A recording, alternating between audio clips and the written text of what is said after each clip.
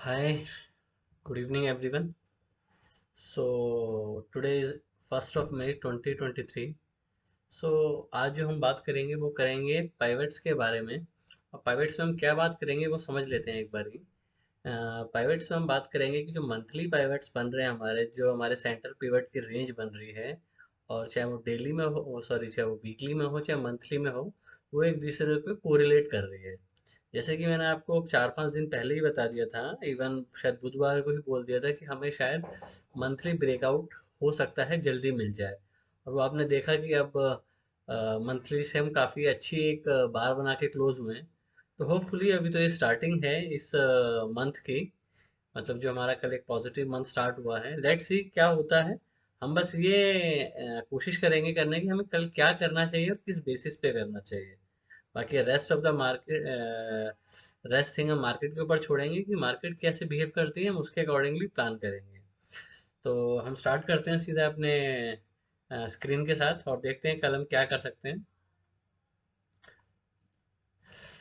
सबसे पहले हम एक बारी यूएस बाजार को देख लेते हैं कि वहाँ पे क्या चल रहा है अभी फिलहाल। अगर हम आपका ये डॉलर इंडेक्स को देखें, तो डॉलर इंडेक्स का चार्ट अगर आप देखेंगे डेली पे, तो इसमें हल्का सा ऊपर नीचे सपोर्ट लेके ऊपर जा रहा है, बट स्टिल 20 से नीचे है डेली चार्ट में। अगर हम इसको वीकली चार्ट में भी देखें, तो वीकली चार्ट में भी इसमें कुछ ऐसा नहीं है, डोजी के बाद बस ये एक रेंज के अंदर ट्रेड कर रहा है। तो जितना ये नीचे आएगा उतना हमारे लिए, हमारी करेंसी के लिए, हमारी इकोनॉमी के लिए बेटर है। और अगर हम मंथली में भी इसको देखने की कोशिश करें, तो ये 20 से नीचे ही ट्रेड कर रहा है। जब तक 20 से ऊपर ना जाए ऐसे, ठीक है, सपोर्ट जोन के आसपास खड़ा है, बट यहाँ पे कोई फिलहाल कोई बाइंग नजर नहीं आ रही है। हो सकता है आ जाए, बट फिलहाल नहीं है, तो हम ये सोच के चलेंगे कि बाजार तेजी में ही है। ये हमने देख लिया आपका ये। उसके बाद हम एक बार देख लेते हैं नेस्डैक का चार्ट। अगर आप नेस्डैक का चार्ट देखो, तो ये वीक मंथली चार्ट लगा हुआ है नेस्डैक का। तो इस कंसोलिडेशन से ये बड़ा अच्छा निकला है। और प्रीवियस डे की हाई के इस बारी भी उसी हाई के आसपास आ गया है। तो चांसेस हैं कि जैसे ये हाई निकलेगा, आप 20 मूविंग एवरेज तक आराम से जा सकते हो, जो कि 12,690 के आसपास है। इसको अगर आप डेली चार्ट वीकली पे भी एक बार एनालाइज कर लो, तो आप ये भी ऑब्जर्व करोगे कि यहाँ पे एक रेंज बन गई है। देख रहे हो आप? ये एक तरह की रेंज यहाँ पे फॉर्म हो गई है। जैसे अब इस रेंज से आप बाहर निकलोगे, हो सकता है आज ही निकल जाए। अब ये देखिए, ये जो रेंज बनी है, ये मैं आपकी बात कर रहा हूँ नेस्डैक की वीकली में। अगर ये इससे ऊपर निकलता है, तो जितने इस दोनों का रेंज का डिफरेंस है, उतना पॉइंट आपको आराम से नेस्डैक दे सकता है। अगर ये चलेगा, तो आपका आईटी सेक्टर भी में भी अच्छा परफॉर्म करेगा आने वाले टाइम में। हम इसके बाद डेली में भी ऑब्जर्व कर लेते हैं, क्योंकि हम पूरे हफ्ते की बात कर रहे हैं आज। अब यहाँ पे भी देखिए, आप एक नैरो रेंज में है काफी टाइम से। अगर ये इससे ऊपर निकला, तो आपको जितना ये डिफरेंस है, यहाँ से डिफरेंस आराम से आपको भी मिल सकता है। हैं? अगर आप इसको ऑब्जर्व करें, तो काफी ज्यादा ये साइडवेज हो गया, जो हो चुका है यहाँ पे। तो चांसेस हैं कि यहाँ से अगर ये निकला, तो बहुत अच्छा आपको मोमेंटम नेस्डैक में मिल सकता है।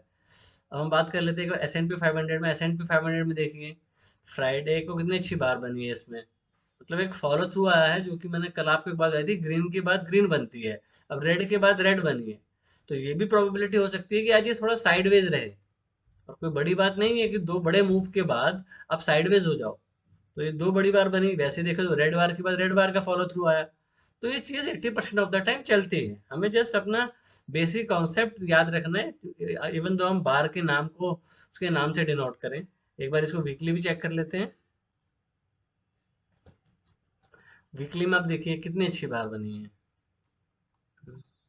पूरा का पूरा, मतलब ये बार इनिशियली रेड थी, जो मैंने कल आपको पढ़ाया था, ये बार इनिशियली रेड थी।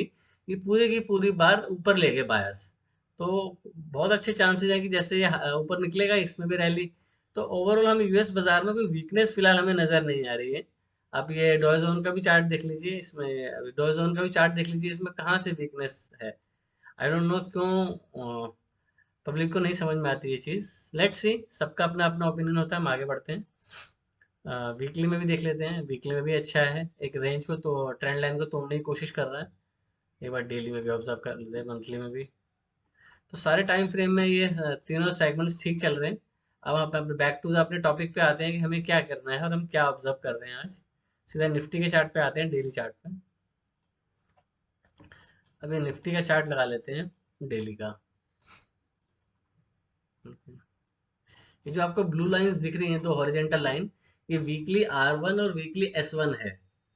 अगर हम इसका चार्ट को ऑब्जर्व करें तो हमें दो चीजें इसमें देखनी चाहिए। एक हमें देखना चाहिए इसमें हमें एक मंथली पाइवट्स की सीपीआर की रेंज क्या है मंथली की, 17,900, 17,800, 17,700, ये हमारे सेंट्रल पिवट जोन है। अगर इसी को हम वीकली में देखें तो वीकली में भी आप देखेंगे 17,900, 17,900, 17,800, 17,900, 17,850। तो ऑलमोस्ट ये कोरिलेट कर रही है एक दूसरे के साथ। जब कोई चीज आपस में कोरिलेट करती है, दैट मीन्स या तो वो उस जगह पे बहुत अच्छा एक सपोर्ट देने की कोशिश कर सकती है। तो हम ये मान सकते हैं कि फिलहाल जो बाजार है वो इस रेंज को नहीं तोड़ने वाला डाउन साइड पे, जो कि आपकी 17,900 से 18,000 के आसपास बनती है। तो ये आपका काफी अच्छा एक सपोर्ट जोन बन सकता है और आप ऊपर के लिए 18,300 के लिए फिलहाल सोच सकते हैं कि हम आने वाले हैं। ये एक चार्ट को देख के एनालाइज हमने किया है। अब हम कल किस बेसिस पे ट्रेडिंग कर सकते हैं वो देखना इंपॉर्टेंट है। मैंने आपको पाइवट्स इसलिए दिखा दिए कि पाइवट से आपको ये एक अंदाजा मिल जाए कि बाजार एक अप ट्रेंड में है। अप ट्रेंड में अगर आप देखेंगे तो पिवट जो होते हैं वो हायर हाई बनते हैं, मतलब ये पिवट यहाँ बनेगा, ऐसे बनेगा। अगर इस चीज को हम समझ करो, एक पिवट यहाँ बनेगा, एक यहाँ बनेगा, मतलब ये नेक्स्ट डे, फिर एक यहाँ बनेगा, फिर यहाँ बनेगा। तो ये पिवट जो है ऊपर की तरफ शिफ्ट कर रहे हैं अपने आप को। जब पिवट्स अपने आप को ऊपर की तरफ शिफ्ट कर रहे हैं, दैट मीन्स बाजार में स्ट्रेंथ बढ़ रही है। ये हमारा निफ्टी का हो गया। इसको एक बार छोटे टाइम फ्रेम में देख लेते हैं, 5 मिनट्स में। अब इसमें एक चीज और आप देखें कि निफ्टी जो है, निफ्टी जो ये 5 मिनट के चार्ट पे है, ये 20 को रिस्पेक्ट कर रहा है बार बार। अभी हम इसमें देखें कि अब काफी ज्यादा अभी आपको थोड़े दिनों में आवाजें आना शुरू हो जाएंगी, हो सकता है आना शुरू हो गई हो कि बाजार ओवर एक्सटेंशन हो गई है। बाजार ओवर एक्सटेंशन अभी निफ्टी में बिल्कुल भी नहीं है। अगर आप निफ्टी का वीकली चार्ट देखो, वीकली पिवट देखो, तो 18,232 है। अब वीकली में भी ओवर एक्सटेंशन नहीं है। इवन आप मंथली में भी देखो तो कहीं भी ओवर एक्सटेंशन नहीं है, यहाँ भी 18,300 है। डेली में आप देखो, अब डेली में बस पिवट्स के ऊपर हो, पिवट्स पे क्लोज हुए हो 18,050 के आसपास, तो डेली की रेंज ये बनी है और इसका R1 ये है। तो निफ्टी में हम ओवर एक्सटेंशन पे बिल्कुल भी नहीं है। और निफ्टी में अगर हम इसका मंथली चार्ट देखें एक बारी, तो आपको एक चीज बड़ी अच्छी क्लियर होगी यहाँ पे कि अभी तो शुरुआत हुई है।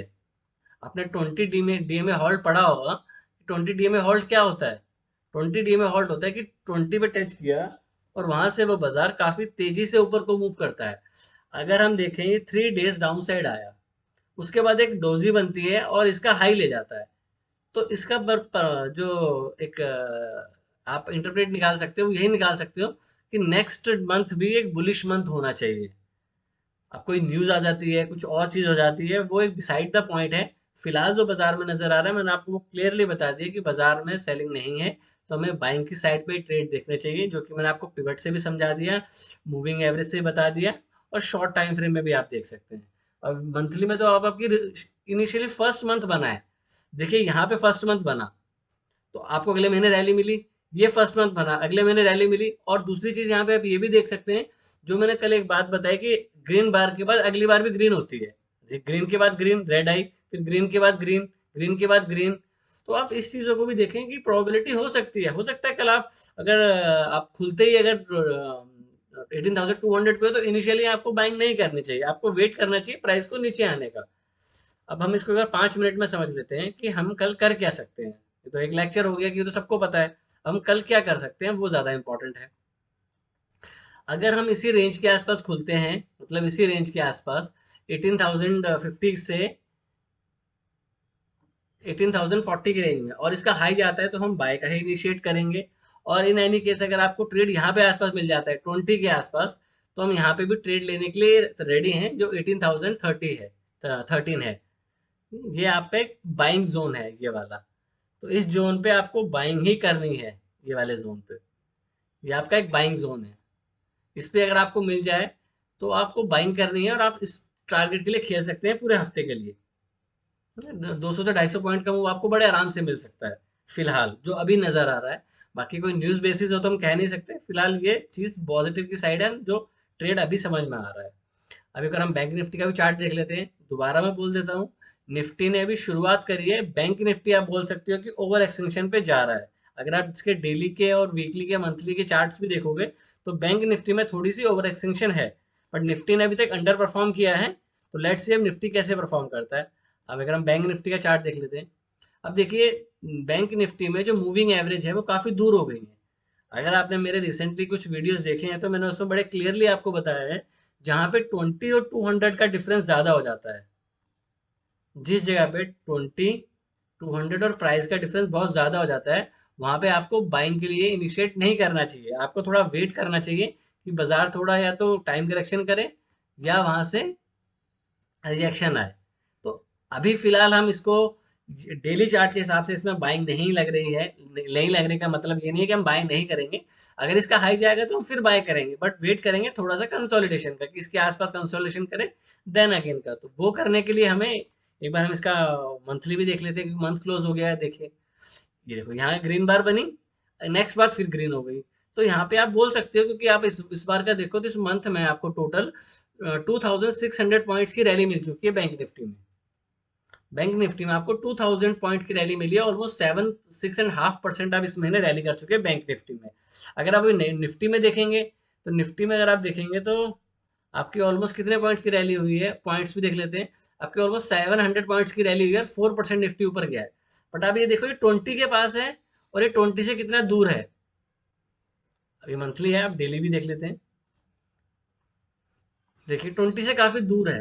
तो ये बोलना कि ये और ऊपर जा सकता है, बिल्कुल जा सकता है। इसमें कोई ये नहीं है कि मार्केट को नहीं पता वो 20 से कितना है दूर। ये हमारे बनाए हुए रूल्स हैं कि 20 200 से दूर है, प्राइस इससे दूर है तो और ऊपर नहीं जा सकता। ये जा सकता है, आप पीछे देख लीजिए।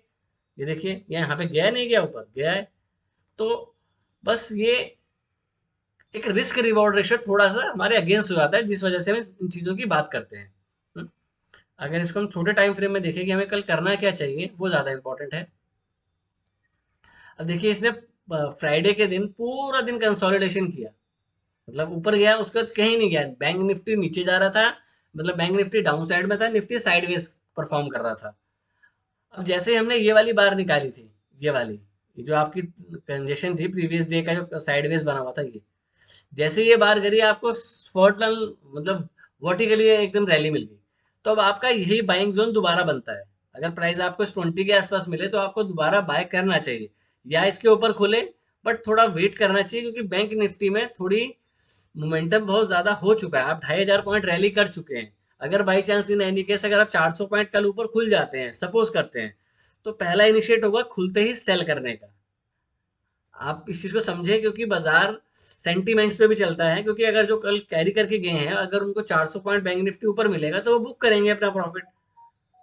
तो अगर बाजार एक लिमिट से ज्यादा ऊपर खुलता है तो हम कोशिश करेंगे यहाँ से, मतलब पहला ट्रेड अगर मान लीजिए 300 से 500 पॉइंट की रेंज में खुले तो आपको एग्जिट करना ज्यादा बेटर है।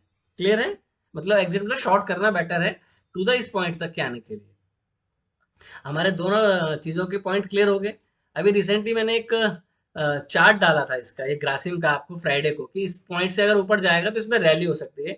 तो ग्रासिम ने भी काफी अच्छा परफॉर्म किया फ्राइडे को, रिलायंस ने भी काफी अच्छा परफॉर्म किया। तो आपसे रिक्वेस्ट है, अगर ये वीडियो अच्छा लगा हो तो please like share and subscribe जरूर करें।